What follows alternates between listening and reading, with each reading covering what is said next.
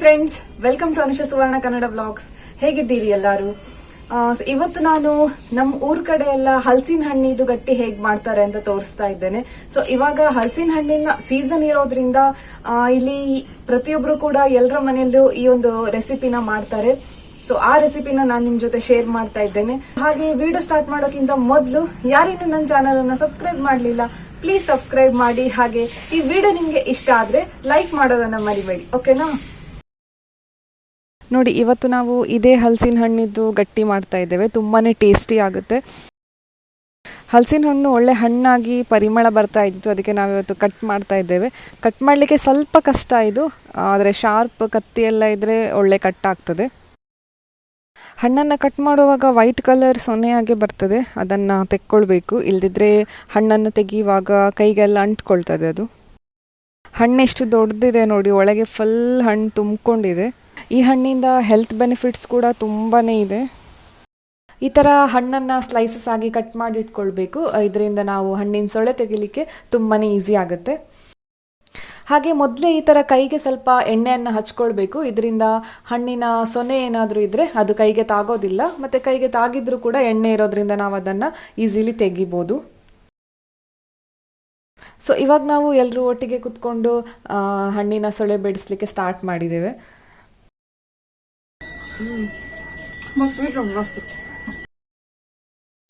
ಹಣ್ಣಿನ ಸೊಳೆ ಎಲ್ಲ ಪಾತ್ರೆಗೆ ಹೋದದಕ್ಕಿಂತ ಬಾಯೊಳಗೆ ಹೋದದ್ದೇ ಜಾಸ್ತಿ.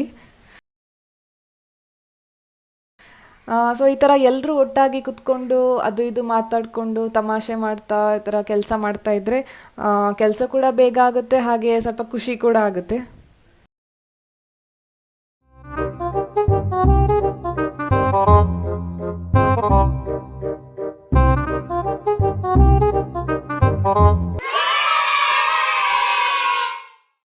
A few moments later. ಇವಾಗ ನಮ್ದು ಹಲಸಿನ ಹಣ್ಣಿದ್ದು ಸೊಳೆ ಎಲ್ಲ ತೆಗ್ದಾಗಿದೆ. ಹಲಸಿನ ಹಣ್ಣು ದೊಡ್ಡದು ಇದ್ದದ್ರಿಂದ ನಾವು ಬರೀ ಅರ್ಧ ಹಲಸಿನ ಹಣ್ಣನ್ನು ಯೂಸ್ ಮಾಡಿದ್ದೇವೆ.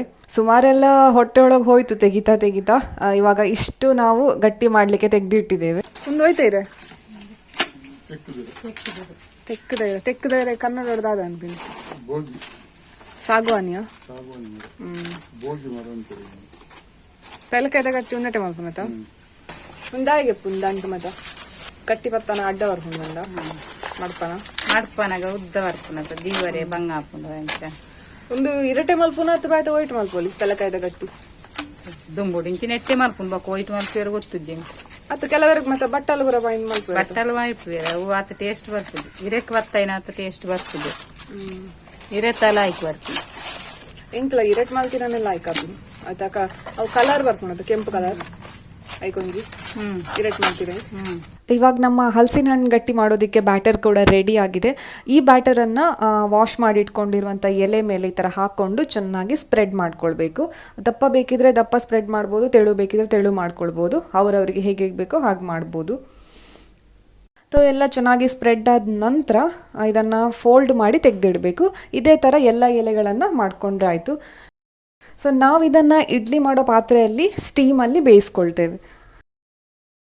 ಬೆಂದ ನಂತರ ನೋಡಿ ಈ ಥರ ಕಾಣ್ತದೆ, ತುಂಬಾ ಟೇಸ್ಟಿ ಆಗಿರುತ್ತೆ. ಸೊ ಕೆಲವೊಂದು ಎಲೆಗಳಿಂದ ಇನ್ನೂ ಕೂಡ ಇದಕ್ಕೆ ಕೆಂಪು ಕಲರ್ ಬರ್ತದೆ. ನಾನು ಅಮ್ಮನ ಹತ್ರ ತುಂಬ ದಿನದಿಂದ ಹೇಳ್ತಾ ಇದ್ದೆ ನನಗೆ ಹಲಸಿನ ಹಣ್ಣು ಗಟ್ಟಿ ಮಾಡಿಕೊಡ್ಲಿಕ್ಕೆ.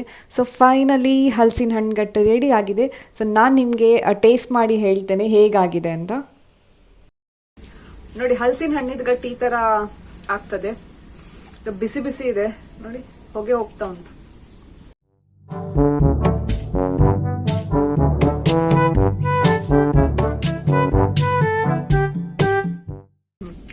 ತುಂಬಾನೇ ಒಳ್ಳೇದಾಗ್ತದೆ. ನೀವು ಸಹ ಟ್ರೈ ಮಾಡಿ ಮನೆಯಲ್ಲಿ ಹಲಸಿನ ಹಣ್ಣು ಸಿಕ್ಕಿದ್ರೆ. ಇವತ್ತಿನ ಬ್ಲಾಗ್ ನಿಮ್ಗೆ ಇಷ್ಟ ಆದ್ರೆ ಪ್ಲೀಸ್ ಲೈಕ್ ಅಂಡ್ ಶೇರ್ ಮಾಡಿ. ಹಾಗೆ ನಿಮ್ಮ ಅನಿಸಿಕೆಗಳನ್ನ ನನಗೆ ಕಮೆಂಟ್ ಮೂಲಕ ತಿಳಿಸಬಹುದು. ಸೊ ನಾನು ನಿಮ್ಗೆ ನನ್ನ ನೆಕ್ಸ್ಟ್ ಬ್ಲಾಗ್ ಅಲ್ಲಿ ಸಿಗ್ತೇನೆ. ಅಲ್ಲಿವರೆಗೂ keep watching Anusha Suvarna Kannada vlogs. ಬಾಯ್.